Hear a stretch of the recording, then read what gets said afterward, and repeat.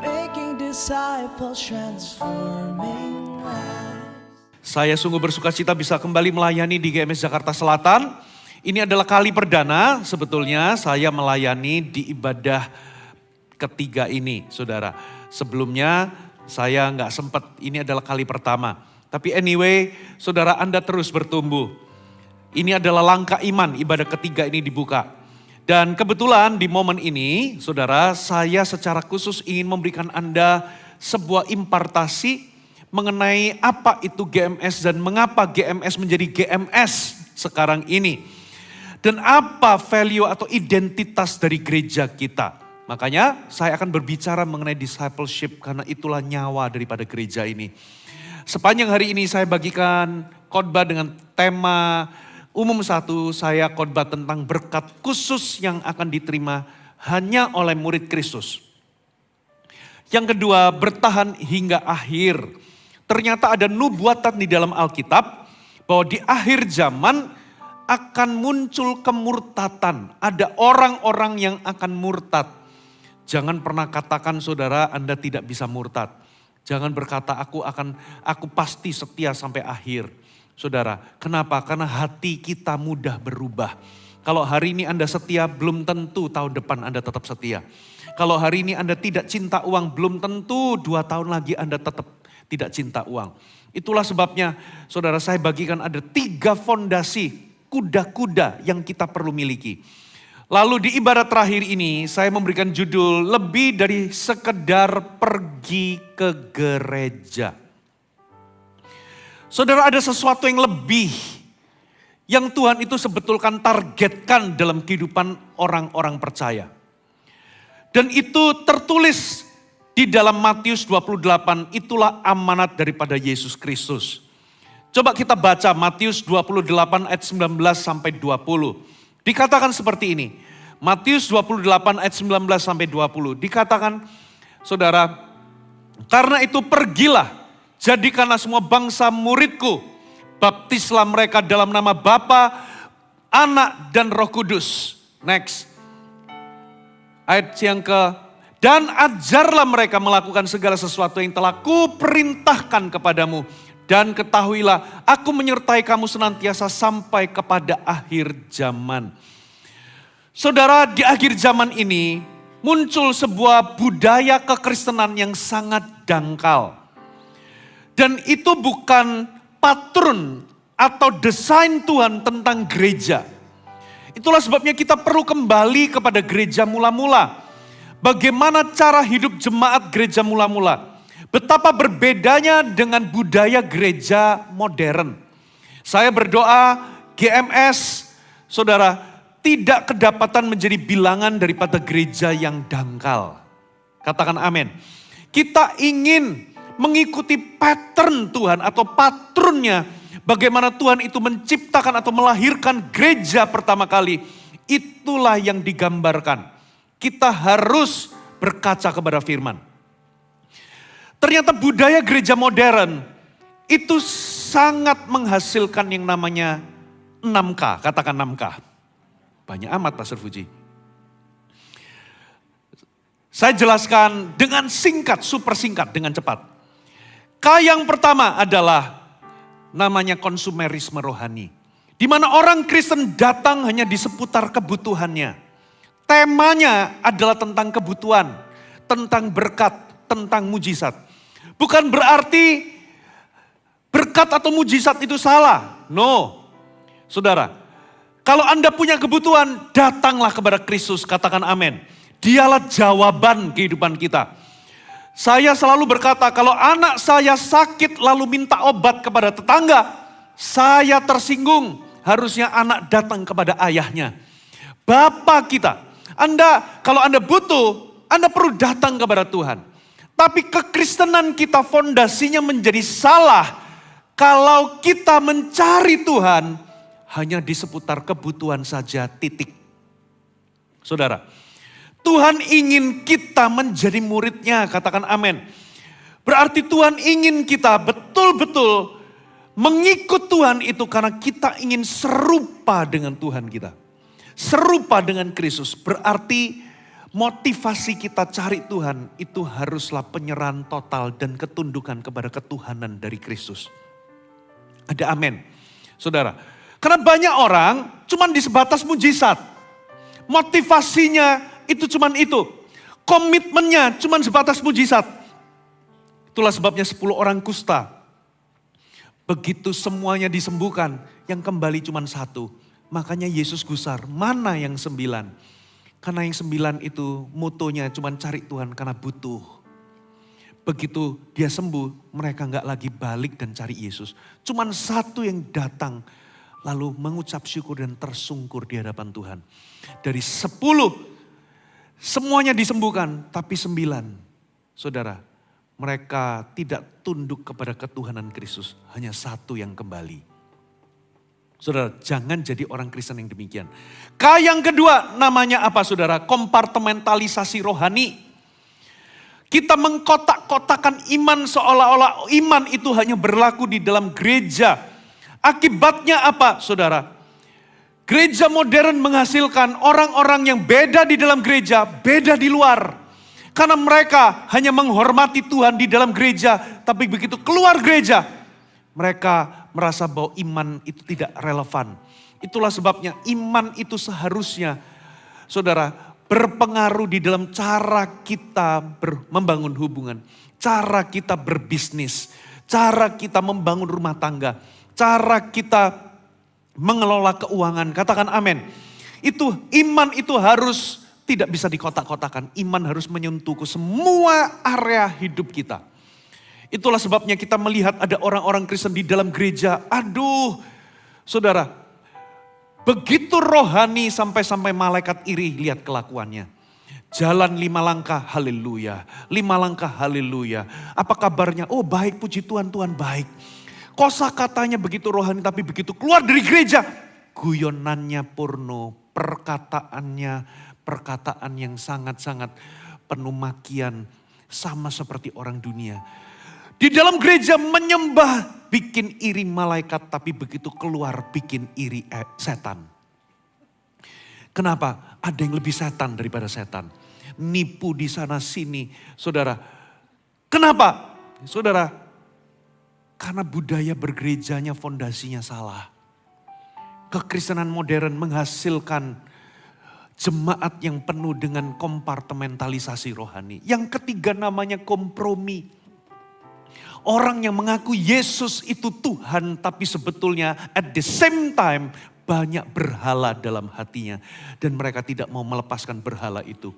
Saudara, sehingga apa itu definisi berhala? Kalau di zaman Alkitab itu patung yang disembah, tapi di zaman modern berhala itu bukan patung tapi di dalam hati. Sesuatu yang menggeser posisi Tuhan di hati kita. Itu bisa uang, itu bisa sebuah hubungan yang tidak sehat. Itu bisa sebuah benda, itu bisa sebuah kebiasaan, itu bisa sebuah dosa, kesenangan. Apapun yang mulai menggantikan posisi Tuhan di hati kita. Kita mengaku Yesus Tuhan tapi at the same time kita kompromi, kita bergandengan dengan berhala-berhala. Yang keempat namanya apa saudara? Yang keempat itu namanya kemapanan rohani atau kesuaman rohani.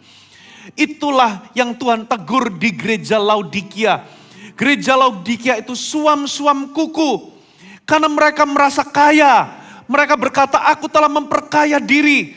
Tapi Tuhan berkata karena kamu gak tahu bahwa sebetulnya engkau miskin, buta, telanjang. Belilah kepadaku emas. Belilah kepadaku kain putih untuk menutupi ketelanjanganmu.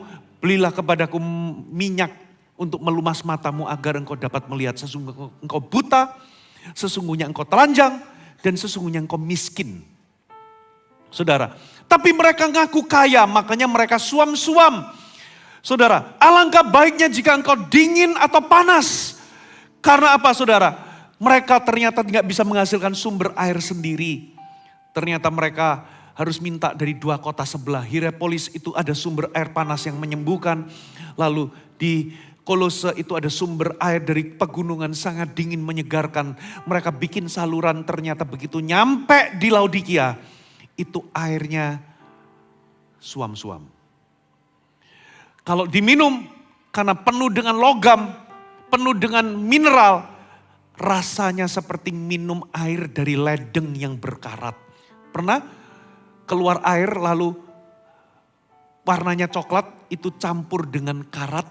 Kalau diminum itu rasanya rasa logam getir bikin orang mual dan muntah. Dengan kata lain, kamu mengaku kamu kaya tapi kamu suam-suam, engkau tidak berguna sama sekali. Alangkah baiknya kalau engkau panas menyembuhkan, alangkah baiknya kalau engkau dingin menyegarkan. Tapi karena engkau airmu itu diminum bikin muntah. Aku memuntahkan engkau dari mulutku. Dengan kata lain, ini lambang dari gereja yang suam. Tidak ada gunanya, enggak ada dampaknya, cuman sekedar eksis. Saudara, itulah saudara bahaya dari kekristenan yang modern. Lalu yang kelima adalah kematian rohani, katakan kematian rohani. Saudara, gereja puas dengan yang namanya acara atau event. Itu seperti gereja di Sardis, kelihatannya hidup tapi mati secara rohani. Tidak ada kebangkitan atau kebangunan rohani. Kenapa? Karena orang Kristen cuman puas dengan hanya sekedar datang di gereja. Bapak Ibu, datang ke gereja tidak menjamin engkau mengalami kebangkitan atau kebangunan rohani. Saudara, yang terakhir namanya kemandulan atau kemandekan rohani. Tidak ada pelipat gandaan. Kenapa? Karena tidak ada kedewasaan rohani. Semua orang 5 tahun lalu bayi rohani sampai hari ini tetap bayi rohani. 5 tahun yang lalu kekanak-kanakan rohani sikapnya. 5 tahun kemudian padahal rutin datang di gereja. Tapi karena budaya yang salah. Yang 5 tahun kekanak-kanakan sekarang tetap kekanak-kanakan. Tahukah saudara, gereja tidak mungkin bisa berlipat ganda kalau semua jemaatnya mandek secara rohani. Bapak Ibu, hari ini kalau GMS itu bisa memultiplikasikan kemana-mana.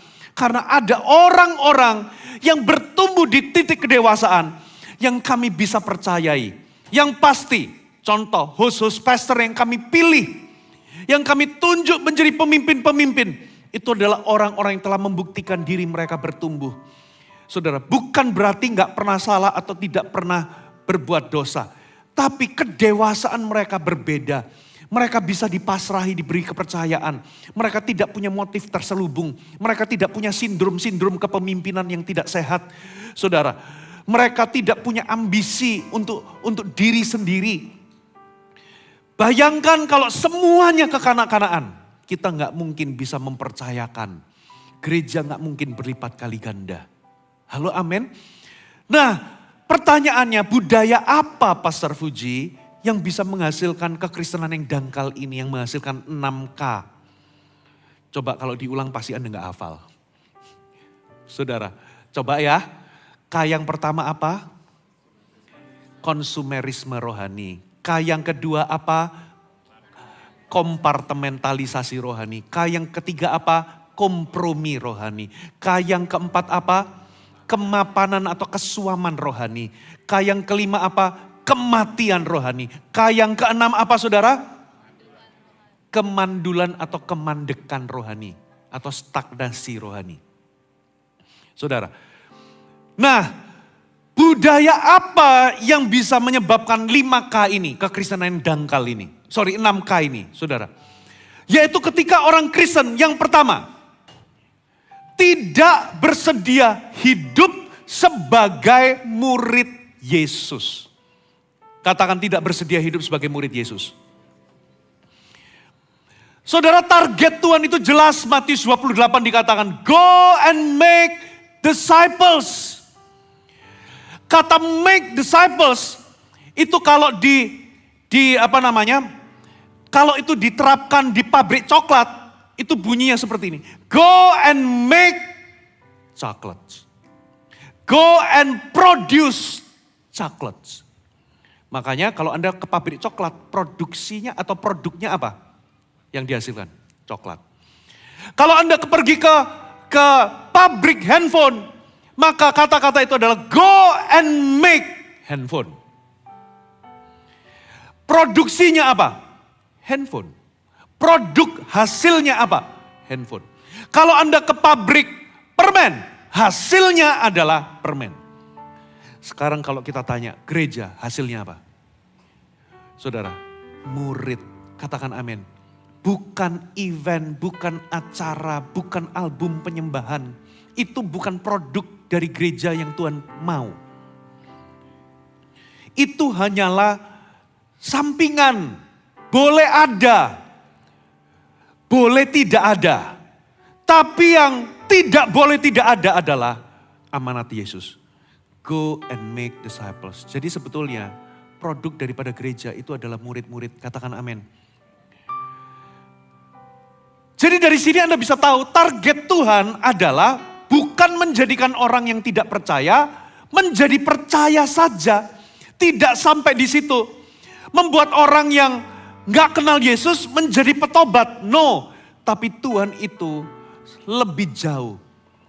Buat mereka jadi muridku. Menjadi murid itu alias buat mereka itu mengikut aku. Karena kenyataannya ada banyak orang yang percaya kepada Yesus tapi gak pernah ikut Yesus. Saya ulangi. Ada banyak orang yang percaya Yesus itu Tuhan, mengalami kelahiran baru tapi tidak pernah memutuskan untuk menjadi murid Yesus. Saudara, nah ada 3 syarat untuk menjadi murid Yesus. Coba kita lihat di Lukas 9. Lukas pasal yang ke-9, Bapak Ibu. Lukas pasal 9 kita baca di ayatnya yang sebentar. Lukas 9 ayat yang ke-57 sampai ayat yang ke-62. Coba perhatikan. Ketika Yesus dan murid-muridnya. Oke, belum muncul. Oke, ketika Yesus dan murid-muridnya melanjutkan perjalanan mereka, berkatalah seorang di tengah jalan kepada Yesus, aku akan mengikut engkau kemana saja engkau pergi. Ayat 58, Yesus berkata kepadanya, serigala mempunyai liang, burung mempunyai sarang, tetapi anak manusia tidak mempunyai tempat untuk meletakkan kepalanya. Sampai di sini, nanti kita lanjut. Ternyata ini perikop bicara tentang hal mengikut Yesus. Rupa-rupanya syarat pertama, itu Yesus ngomong gini, ada orang mau ikut Yesus kemanapun kau pergi. I will follow you, tahu lagu itu? Follow you wherever you may go. Aku mau ikut engkau kemana engkau pergi. Yesus langsung to the point. Serigala punya liang, burung punya sarang. Anak manusia tidak memiliki tempat untuk meletakkan kepalanya. Banyak orang menafsirkan ayat ini, oh Yesus gak punya rumah. Bukan. Murid-murid Yohanes pernah tanya kepada Yesus, di mana engkau tinggal? Mari ikutlah aku akan tunjukkan di mana aku tinggal. Yesus punya rumah. Lalu apa maksudnya anak manusia gak punya tempat meletakkan kepalanya? Ini bicara tentang kenyamanan, karena pada zaman itu orang kalau habis traveling, berjalan jauh, apalagi kalau itu jaraknya jauh, saudara, mereka itu akan cari tempat untuk beristirahat. Mereka akan duduk di bawah pohon berteduh. Lalu mereka akan menyandarkan tubuhnya. Lalu mencari tempat untuk meletakkan kepalanya. Itu seperti Anda kalau naik pesawat. Saudara, kalau Anda tidur, kepala Anda gimana? Betul gak? Gitu kan? Selalu berikutnya Anda naik pesawat, Anda sudah siap sedia pakai apa? Bantal. Bantal yang dilingkar di leher. Supaya apa? Supaya ada tempat untuk mengganjal, supaya Anda bisa meletakkan kepala. Dek. Dan merasakan kenyamanan lalu Anda istirahat. Jadi dengan kata lain, serigala itu bisa punya liang. Tempat untuk dia meletakkan kepalanya. Burung bisa punya sarang. Tapi ternyata anak manusia tidak punya tempat untuk meletakkan kepalanya. Dengan kata lain, kalau engkau mau betul-betul ikut aku, engkau harus berani tidak nyaman. Saya ulangi, engkau harus berani tidak nyaman. Nah, ini orang Kristen zaman modern menghindari ini. Kita kepingin Yesus versi kita. Yang selalu membawa kita ke tempat-tempat yang nyaman. Tapi begitu kita disuruh pikul salib, kita disuruh sangkal diri, kita ditantang, di stretch, didorong keluar ke zona tidak nyaman, saudara, kita menolaknya. Kita nggak mau. Saudara, Anda nggak mungkin bertumbuh kalau Anda menghindari ketidaknyamanan. Saudara, kalau Anda mau betul-betul mengikut Yesus, saya yakin Yesus akan membawamu ke tempat-tempat di mana dagingmu tidak nyaman. Yang kedua, coba ayat yang ke-59. Lukas pasal 9. Lalu ia berkata kepada seorang lain, ikutlah aku. Tetapi orang itu berkata, izinkan aku pergi dulu menguburkan bapakku. Ayat yang ke-60. Tapi Yesus berkata kepadanya, biarlah orang mati menguburkan orang mati, tapi engkau pergilah beritakan kerajaan Allah di mana-mana. Yang kedua itu bicara mengenai prioritas, katakan prioritas. Karena waktu dia ketemu sama seseorang, dia berkata, kamu ikutlah aku. Tapi dia berkata, izinkan aku kuburkan bapakku dulu. Saudara, sebetulnya ayat ini bicara mengenai dalih. Ini tuh excuse. Dia ngomong, izinkan aku kuburkan bapakku. Tapi gak jelas. Belum tentu itu bapaknya meninggal hari itu. Jadi dengan kata lain, bagi orang ini ikut Yesus itu prioritas kesekian. Belum, itu bukan karena bapaknya meninggal hari itu. Dia minta izin, tidak. Ini itu bicara mengenai prioritas. Itulah sebabnya Yesus berkata, orang yang prioritasnya itu bukan kerajaan sorga, dia akan seperti orang mati menguburkan orang mati. Saudara. Tapi orang yang prioritasnya kerajaan Allah, Yesus berkata, engkau akan pergi dan memberitakan kerajaan Allah di mana-mana. Katakan amin. Jadi ini bicara tentang prioritas. Kalau Anda mau ikut Yesus, maka pribadinya dan kerajaannya harus jadi prioritas. Bukan kebutuhan kita. Katakan amin. Nah, saudara, dari mana Anda tahu Yesus itu Tuhan dalam hatimu? Sederhana. Kalau Anda menempatkan dia sebagai prioritas utama. Katakan amin. Dan itu bisa kelihatan dari apa? Waktu yang Anda habiskan dan kemana uang Anda pergi. Saudara, kalau waktu yang Anda habiskan itu ke drama Korea, Anda tahu prioritasmu drama Korea. Kenapa? Sehari 10 jam nonton drama. Saudara, jadi dengan kata lain, Tuhan dan kerajaannya harus jadi prioritas. Makanya Alkitab berkata, carilah kerajaannya dahulu. Kata dahulu itu bicara soal prioritas. Energi dan motivasi hidupmu tidak boleh kejar sesuatu yang lain selain kerajaan sorga kalau engkau mau ikut aku. Amin saudara. Nah, kenapa hidup orang hancur? Sederhana, karena prioritasnya kebalik. Prioritas utama itu Tuhan, kedua itu adalah keluarga atau hubungan. Pernikahan Anda, keluarga Anda, anak-anak Anda. Ketiga itu baru pekerjaan, lalu disusul dengan pelayanan. Halo amin. Yang terakhir itu baru namanya hobi. Coba Anda balik, hobi nomor 1. Ya, mancing aja terus tiap hari. Gak usah urusin Tuhan, gak usah bangun hubungan sama Tuhan, gak usah ngurusin anak, gak usah urusin keluarga, gak usah kerja. Mancing aja terus. Anda akan hidupnya hancur. Saudara, betul atau betul?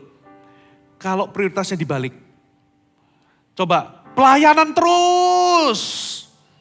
Gak usah kerja, gak usah urusin anak istri, keluarga. Gak seimbang. Makanya pelayanan bukanlah tempat pelarian. Halo amin. Coba kerja melulu. Pasanganmu gak usah diopeni. Nanti sekarang aku tahu pekerjaan lebih penting daripada diriku. Nanti gitu bunyinya. Saudara. Terus apa lagi? Kalau dibalik apalagi itu melebihi Tuhan dan orang-orang sekitar hubungan. Bapak Ibu, hidup kita akan terbalik-balik. Makanya kalau Anda mau ikut Yesus, prioritasmu harus benar. Katakan amin. Yang ketiga dikatakan begini, ayat yang ke-61. Munculkan. Dan seorang lain lagi berkata, aku akan mengikut engkau Tuhan, tetapi izinkanlah aku pamitan dulu dengan keluargaku. Next, Yesus berkata, setiap orang yang siap membajak tetapi menoleh ke belakang tidak layak untuk kerajaan Allah. Ketika Yesus berkata, ikutlah aku, yes Tuhan aku akan ikut tapi izinkan aku pamitan dulu untuk keluargaku. Ini bicara tentang apa? Ada sesuatu ikatan, katakan ikatan. Keluarga itu lambang dari ikatan, ikatan hubungan. Lalu Yesus berkata, barang siapa mau ikut aku tapi noleh ke belakang, gak layak. Di Alkitab ada satu contoh tokoh yang noleh ke belakang. Namanya siapa? Istri dari Lot. Kenapa dia noleh ke belakang? Lalu dia menjadi tiang garam? Sederhana, karena hatinya nempel ke Sodom dan Gomora. Hatinya nempel ke hartanya, rumahnya, gaya hidup yang ada di sana. Hatinya masih sayang, padahal Tuhan sudah ngomong, kalau kamu mau selamat, lari dan jangan noleh. Tinggalkan semuanya itu. Jangan ada attachment sama sekali. Dengan kata lain, kalau Anda mau ikut Yesus, Anda harus siap melepaskan apa-apa yang berharga di hatimu. Sehingga cuman Yesus satu-satu yang berharga di hatimu. Katakan amin. Makanya Paulus berkata, demi aku mengenal Kristus, aku melepaskan semua yang dulu aku anggap berharga. Bahkan yang dulu aku anggap berharga, aku anggap sampah. Saudara, apa artinya? Bukan berarti Anda gak boleh cari uang. Lalu Anda berikan uang Anda kepada orang, bukan. Saudara, Anda boleh punya uang tapi uang gak boleh nempel di hati. Katakan amin. Hatimu gak boleh nempel ke harta. Anda boleh, saudara, punya kesuksesan, tapi kesuksesan gak boleh nempel di situ. Ini bicara ikatan-ikatan. Apa yang mengikatmu? Beberapa mungkin dosa, beberapa mungkin sebuah gaya hidup tertentu yang Anda sulit tinggalkan. Beberapa mungkin hal-hal yang Anda masih anggap berharga dan itu menghalangi hubunganmu dengan Tuhan. Tuhan mau Anda lepaskan itu. Saya mau tanya, susah gak? Saudara, yang pertama apa disuruh apa saudara? Gak nyaman. Ikut Yesus itu gak nyaman. Yesus sudah terang-terangan. Anak manusia gak punya tempat untuk meletakkan kepalanya. Yang kedua apa? Prioritas. Yesus prioritasnya itu harus yang utama dan kerajaannya. Yang ketiga, melepaskan hal-hal yang hari ini Anda anggap berharga. Gampang gak? Gak gampang saudara. Itulah sebabnya kalau saya tanya berapa banyak yang rindu jadi murid Yesus? Banyak. Tapi tidak semua yang rindu itu betul-betul jadi murid Yesus, mengikut Yesus. Kenapa? Karena harganya mahal. Betul atau betul? Saudara, sudahlah jadi jemaat biasa aja. Gak usahlah pakai, aduh ikut Yesus gak nyaman. Nanti kalau dibawa ke tempat-tempat yang gak nyaman gimana? Aduh, memprioritaskan Yesus. Waduh, harus melepaskan diri dari segala sesuatu yang berharga di hati. Dan Anda tahu betul itu gak mudah. Itulah sebabnya banyak orang Kristen dangkal kerohaniannya. Why? 6K itu tadi. Saudara, saya ceritakan yang tadi ibadah pagi, saya ceritakan. Karena saya jadi pendeta, Bapak Ibu. Maka long time ago, maka mau gak mau saya harus punya batik. Karena di forum-forum tertentu saya harus pakai batik. Karena dulu saya gak kenal yang namanya batik. Jadi pokoknya saya itu beli online semurah mungkin. 150, 200 ribu. Merasa beruntung kalau dapat yang lebih murah. Tapi ternyata makin lama saya tahu dunia batik. Ternyata ada harga, ada barang. Ada harga, ada kualitas. Oh ternyata batik yang mahal batik tulis. Dan itu kalau dijahit harus nyambung. Oh begini begitu. Satu kali saya pernah pergi ke bandara Terminal 3 itu waktu itu. Ini mungkin 10 tahun yang lalu ya. Lebih dari 10 tahun yang lalu. Ada gerai batik lalu di etalase. Bagus sekali batiknya. Saya masuk. Saudara, saya percaya yang Anda lihat pertama kali bukan jahitannya. Apa yang Anda lihat? Price tag-nya. Begitu saya lihat, saya langsung kembalikan. Pelan-pelan saya melipir keluar. Kenapa saudara? Harganya 7-15 juta. Kaget karena saya nggak ngerti batik pada jam ini. Hah? Selembar kain gini aja 7-15 juta. Saya pergi saudara. Kalau Anda tanya, Pastor Fuji masih kepengen nggak barang tadi? Masih. Tapi kok kenapa kok Pastor Fuji nggak benar-benar memilikinya? Karena saya belum sudi bayar harganya. Banyak orang jadi murid Yesus, tapi mereka nggak berani meninggalkan kenyamanan. Mereka nggak berani menjadikan Yesus prioritas. Yang ketiga, mereka tidak berani melepaskan hal-hal yang mereka anggap berharga. Saudara, itulah sebabnya kekristenan modern menghasilkan kekristenan yang dangkal. Menghasilkan 6K tadi, saudara. Karena mereka belum bersedia jadi murid. Cukuplah aku jadi jemaat biasa. Yang penting kan aku sudah terima Yesus. Yang penting kalau aku mati aku dapat jaminan apa saudara? Hidup yang kekal. Sudah cukup sampai di sini. Bukan itu yang diajarkan Alkitab. Saudara, yang diajarkan Alkitab itu adalah Dia menebus kita bukan dengan emas dan perak. Saudara, tapi dengan darah yang mahal. Berarti hidupmu dan hidupku sudah dibeli. Katakan amin. Kita ini berarti miliknya Tuhan, propertinya Tuhan. Yang Tuhan mau adalah ketundukan sepenuhnya kepada Dia. Bukan cuma sekedar mengaku percaya kepada Yesus, tapi Anda ikut Yesus. Amin. Yang kedua, saudara. Yang kedua, lebih dari sekedar ke gereja. Apa budaya gereja modern yang menghasilkan kedangkalan rohani tadi? Yang kedua adalah karena banyak orang Kristen tidak bersedia dimuridkan secara pribadi. Katakan dimuridkan secara pribadi. Bapak Ibu, banyak orang itu merasa independen. Merasa bisa bertumbuh sendiri. Kebenarannya tidak demikian. Kita butuh orang lain yang menolong kita untuk kita menjadi serupa dengan Yesus. Dan tidak ada cara lain, Bapak Ibu. Anda harus bersedia membangun hubungan dengan seseorang dan bersedia untuk menundukkan atau menaklukkan diri Anda di bawah seseorang yang akan membimbing Anda secara rohani. Katakan amin. Kenapa? Karena 12 rasulnya Yesus pun dimuridkan secara pribadi. Amin saudara.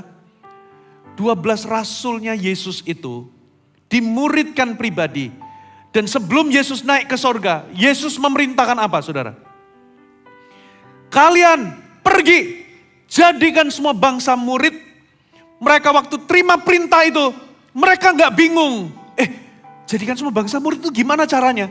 Mereka gak bingung karena mereka sendiri pernah dimuridkan oleh Kristus. Makanya mereka tahu bagaimana mendirikan gereja. Katakan amin. Dan perintahnya spesifik. Saudara, jadikan semua bangsa murid, baptis mereka dalam nama Bapa, Putra, Roh Kudus. Dan perhatikan, Matius 28 ayat 20. Ajarlah mereka untuk melakukan segala sesuatu yang telah kuperintahkan kepadamu. Jadi dengan kata lain, saudara, 12 rasul itu disuruh ngajar atau memuridkan. Kata jadikan semua bangsa murid itu adalah lakukan pekerjaan memuridkan. Lalu di dalamnya, di dalam pemuridan yang mereka lakukan, mereka disuruh ngajar untuk setiap orang untuk taat melakukan perintahnya Yesus. Amin. Jadi dengan kata lain, kita semua ini butuh diajar untuk taat. Anda gak mungkin bertumbuh sendirian. Saudara butuh orang lain. Katakan amin. Kita gak bisa hanya sekedar datang di gereja. Itulah sebabnya GMS itu gereja sel. Kenapa identitas GMS itu bukan gereja tradisional tapi gereja sel? Karena di dalam kelompok sel lah semua orang itu bisa menggenapkan yang tertulis di amanat agung. Mereka bisa dimuridkan dan mereka juga memuridkan. Katakan amin. Kenapa? Karena basisnya kelompok sel itu adalah hubungan. Kalau ibadah raya seperti ini gak ada yang namanya hubungan. Coba ya, orang yang ada di samping kanan kiri Anda belum tentu Anda kenal. Betul atau betul? Kecuali Anda suami istri, jangan ngaku gak kenal. Ya, belum tentu orang di belakang saudara Anda kenal. Dan di ibadah raya ini sifatnya itu satu arah. Gak perlu ada hubungan. Di sini yang saya lihat banyak kepala ini, saya cuma kenal beberapa aja. Yang di depan-depan ini loh saya kenal. Saudara, gak semua saya kenal, betul gak? Anda juga belum tentu kenal saya. Anda taunya dari jauh. Oh, Pastor Fuji ganteng juga ya. Tapi kita gak pernah punya interaksi, betul gak? Gak ada hubungan di dalamnya. Justru di dalam kelompok kecil lah Anda akan mengalami yang namanya hubungan. Dan di dalam hubungan itu ada proses pemuridan. Katakan proses pemuridan.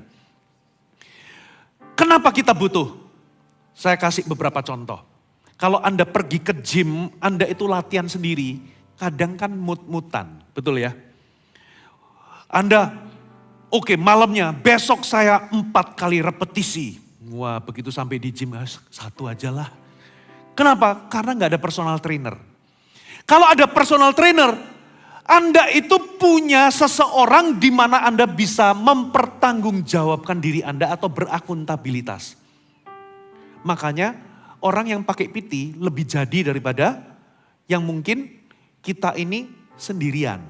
Saudara, betul atau betul? Karena ada seseorang yang Anda itu bisa mempertanggungjawabkan diri Anda.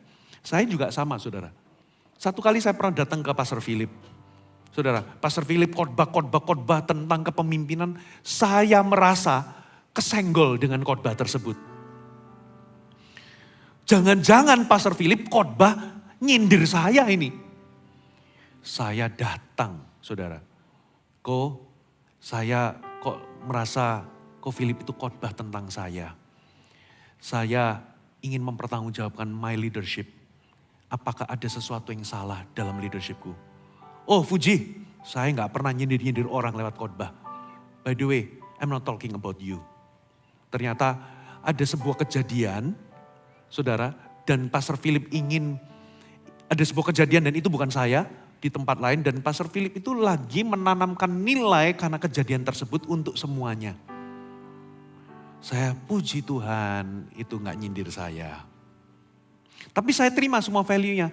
Dan saya datang, saya ngomong begini, saya ingin mempertanggungjawabkan my leadership. Tolong kalau memang itu saya tolong ditegur kalau memang saya salah. Puji Tuhan, enggak ada yang salah. Dan dengan begini kepemimpinan saya jadi lebih sehat. Kenapa? Karena saya enggak bisa semena-mena. Karena saya mempertanggungjawabkan semua kepemimpinan saya terhadap seseorang. Makanya saya enggak mau memanfaatkan jemaat, saya enggak mau menyalahgunakan kekuasaan untuk kepentingan diri sendiri. Karena itu sindromnya para pemimpin. Saudara, saya nggak bisa bertumbuh kalau saya itu sendirian, stand alone. Anda juga sama. Anda perlu tergabung di dalam komunitas kecil. Bukan sekedar hadir di CG. Jadi kalau ada teman-teman yang mungkin ada hadir di CG, jangan puas dulu karena ada orang 1 tahun nggak pernah bolong ikut CG, tapi cuman setor muka. Tahu setor muka? Hadir ikut hahi tapi menutup diri, dia tidak membangun hubungan dan tidak membuka diri untuk dimuridkan. Dia tidak membuka diri, dia tidak menaklukkan dirinya di bawah sebuah otoritas covering rohani yang mana orang itu diberikan izin untuk mengkoreksi atau menegur apabila ada yang salah. Anda harus memberikan izin. Katakan amin. Dan penundukan Anda itu tidak boleh by system. Karena kalau Anda menundukkan diri itu hanya karena hierarki, karena sistem, ujungnya Bapak Ibu Anda akan memberontak. Kenapa? Karena penundukan diri itu harus sukarela dari hati saudara. Anda harus submit yourself kepada seseorang yang memang ditunjuk Tuhan untuk mengembalakan saudara. Katakan amin. Nah, saya mau katakan itu nggak mudah. Karena itu against our nature. Tapi kalau Anda mau bertumbuh, ingat, Anda harus bersedia tidak nyaman. Katakan amin. Kenapa? Karena kita ini kadang punya trauma. Mungkin kita pernah dilukai oleh pemimpin rohani. Kita pernah dimanfaatkan sama pemimpin atau orang Kristen. Kita pernah ditipu sama orang Kristen. Atau kita pernah curhat sama seseorang, curhatan kita jadi gosip kemana-mana. Kita trauma, tapi jangan Anda kalah karena trauma. Katakan amin. Saya mau tanya, siapa yang pernah salah makan lalu maaf diare-diare? Apakah ada di tempat ini yang berkata, Pastor Puji, aku trauma makan, aku gak mau makan lagi. Kenapa? Karena aku diare-diare. No. Anda tetap makan kan sampai hari ini. Kalau Anda gak makan, Anda mati. Begitu pula dengan kerohanian Anda. Kalau Anda pakai atas nama trauma, Anda tidak memberikan diri dimuridkan, Anda terancam mati secara rohani.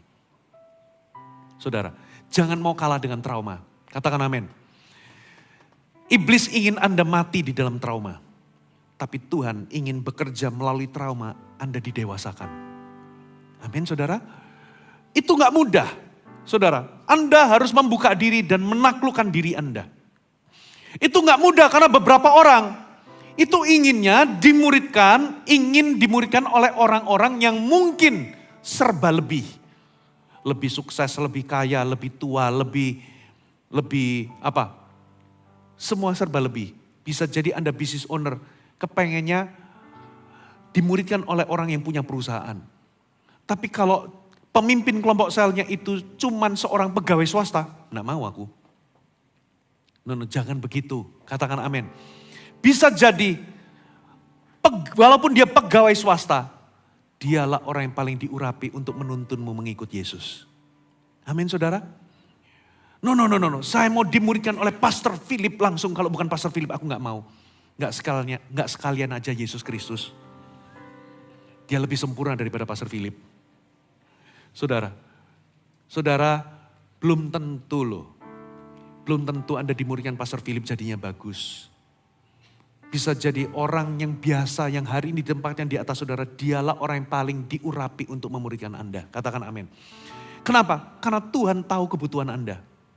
Karena kalau Tuhan itu memang tahu bahwa Anda itu akan dimuridkan Pastor Philip secara personal, Tuhan pasti akan buka jalan, Anda akan ketemu, dimuridkan langsung. Tapi kalau memang tidak, berarti Tuhan tahu kebutuhan Anda, berarti saudara, orang yang di atas Anda itulah orang yang paling tepat untuk memuridkan Anda langsung secara personal. Katakan amin. Belum tentu kebutuhan Anda adalah saya muridkan secara pribadi. Belum tentu. Bisa jadi itu adalah orang yang biasa yang hari ini jadi pemimpin rohani di dalam kelompok kecilmu. Halo amin saudara. Makanya banyak orang itu sulit memberikan diri dimuridkan secara pribadi. Padahal perintahnya Yesus jelas. Kepada rasul-rasul, pergi jadikan semua bangsa murid. Ajar mereka bukan untuk tahu, tapi ajar mereka untuk taat. Amin. Ajar mereka bukan untuk tahu, memang pengetahuan penting.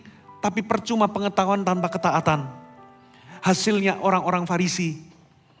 Makanya tahu Alkitab, hafal Alkitab tidak menjamin Anda dewasa. Rajin ke gereja saja tidak menjamin Anda dewasa. Loh kalau gitu gak usah baca Alkitab dong. Gak usah ke gereja dong.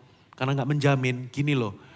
Yang rajin baca Alkitab aja, atau yang rajin ke gereja aja, nggak tentu dewasa, apalagi yang nggak sama sekali. Amin, saudara.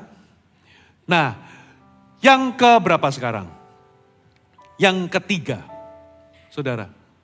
Yang ketiga, ternyata budaya gereja di masa kini yang menyebabkan menghasilkan orang Kristen yang dangkal rohani, yang menghasilkan 6K tadi. Budaya yang ketiga adalah ternyata banyak orang tidak bersedia memuridkan. Katakan tidak bersedia memuridkan. Saya mau tanya, siapa yang ingin mendapatkan yang terbaik dari Tuhan? Angkat tangan. Kalau Anda ingin mendapatkan yang terbaik dari Tuhan, jadilah muridnya. Ikutlah Yesus. Jangan cuma jadi orang percaya biasa. Katakan amin.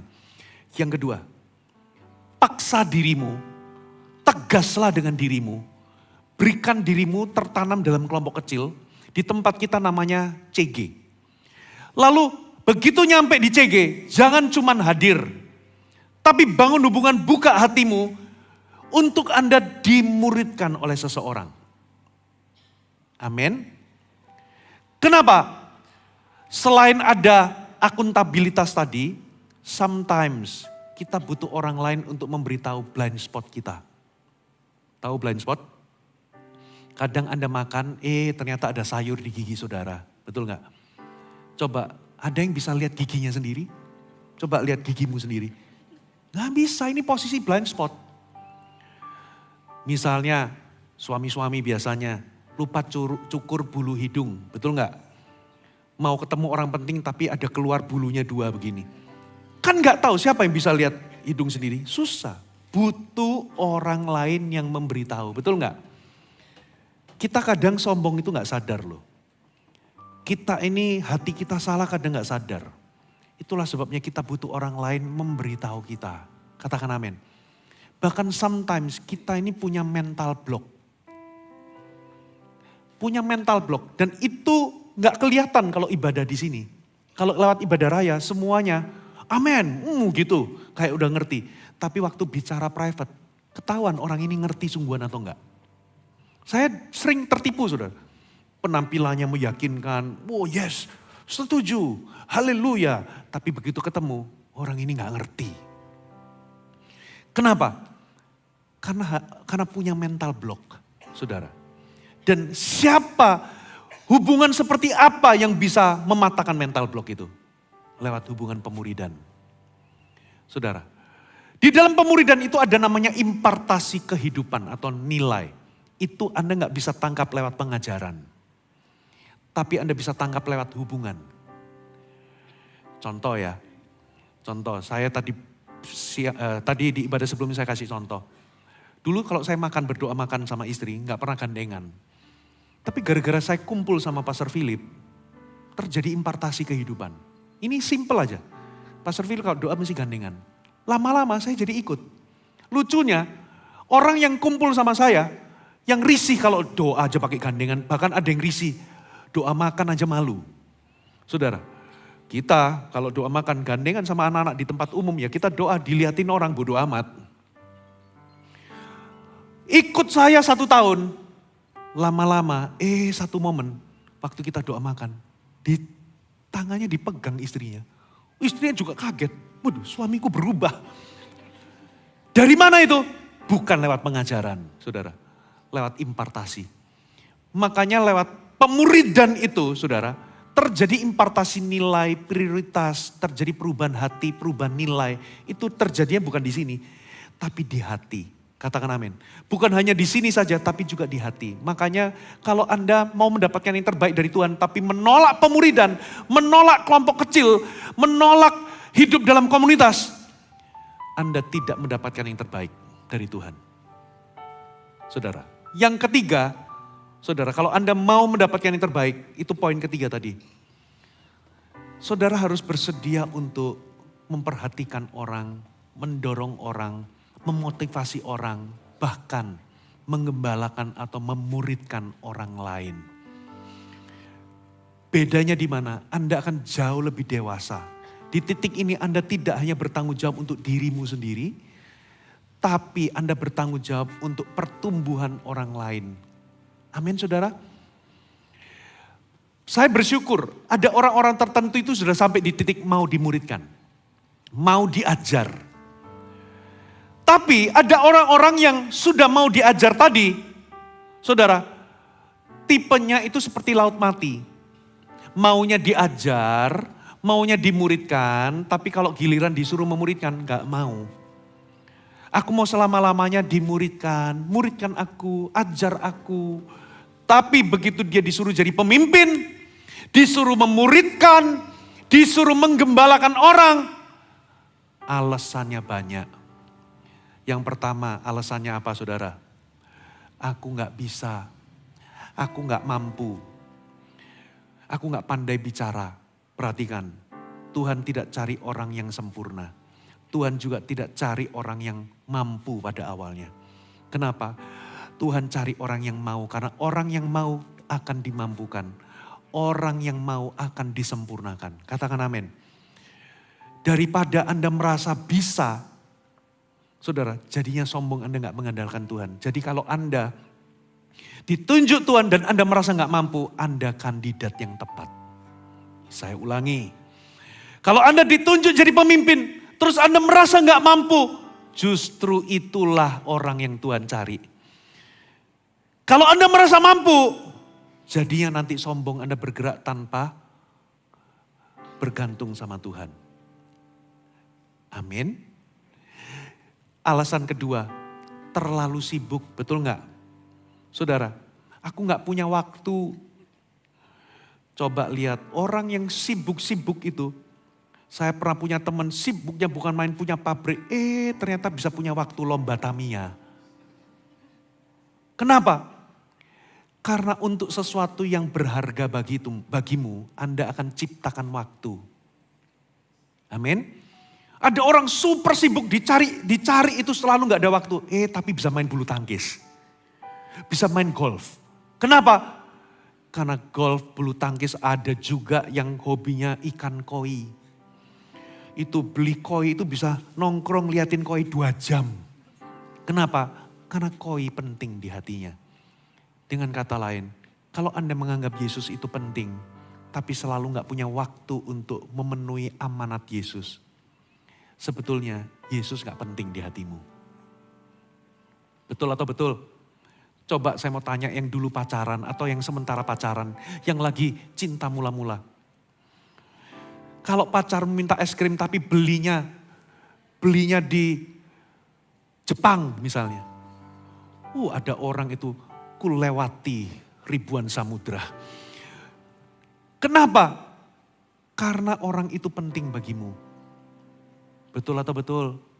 Saudara, cinta itu dieja waktu dan pengorbanan. Kalau Tuhan itu penting, Anda pasti make the time. Anda akan ciptakan waktu. Saudara, jadi gak ada alasan sebetulnya. Tapi Pastor Puji, sekarang perusahaanku itu ada 5, aku betul-betul gak ada waktu. Kalau Anda terus ngomong kayak gitu, berarti Tuhan akan mikir. Berarti supaya punya waktu, perusahaannya dibikin bangkrut 4, sisa 1. Anda mau seperti itu? Jadi seharusnya jadikan itu tantangan untuk apa? Memperbesar kapasitas. Gimana caranya aku bisa kelola waktu, bikin sistem.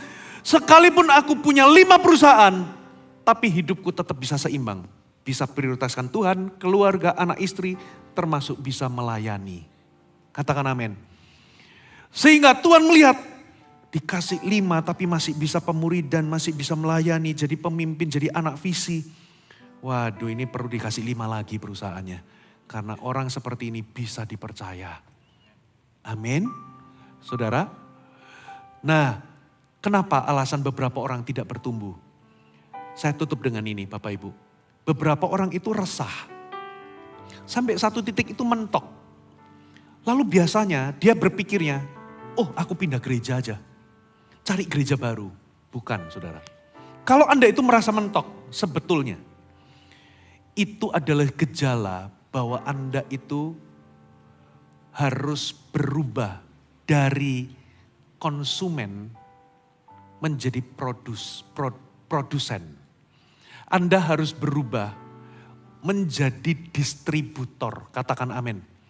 Jadi Anda tidak hanya menerima, tapi Anda jadi pemberi, jadi distributor, jadi produsennya. Jadi kalau kerohanian Anda mentok di satu titik, itu sebetulnya sebuah gejala, sebuah tanda bahwa Anda harus masuk lebih dalam. Kalau dulu Anda itu dimuridkan, ini giliran waktunya Anda memuridkan. Karena once Anda memuridkan, mengalirlah pewahyuan. Dulu Anda disuapin makan, kali ini Anda yang mengolah makanan sendiri. Saudara, lewat saat teduhmu, lewat firman yang Tuhan beri, lewat pewahyuan hikmat yang Tuhan kasih, Anda kelola, Anda berikan kepada orang lain. Lihat, waktu Anda mulai memberi, Tuhan akan tambahkan pewahyuan dalam hidupmu. Katakan amin. Semakin kaya Anda, sehingga Anda, saudara, bisa makan dari pewahyuanmu sendiri. Coba ya, kalau Anda cuma jadi jemaat saja, tapi gak mau melayani dan gak mau jadi pemimpin. Lama-lama khotbah di mimbar ini gak akan memuaskan Anda. Lama-lama sampai satu titik mentok. Lalu Anda merasa, apakah aku perlu pindah gereja? Bukan. Ini waktunya Anda jadi distributor. Anda gak lagi makan dari makanan yang disuapkan ke Anda, tapi Anda makan bertumbuh lewat pewahyuan pribadi yang Anda dapatkan dari Tuhan. Semakin Anda dapatkan, semakin Anda memberi, semakin Anda dapatkan lebih. Disitulah Anda bertumbuh. Amin saudara. Saya tanya sekali lagi, siapa yang mau dapatkan yang terbaik dari Tuhan? Saudara, 3 hal ini. Hiduplah sebagai murid Yesus. Berikan dirimu dimuridkan, ikutlah CG. Yang terakhir, berikan dirimu, saudara, 1 titik. Anda memuridkan, bahkan menjadi pemimpin. Amin. Mari bangkit berdiri sama-sama di hadapan Tuhan.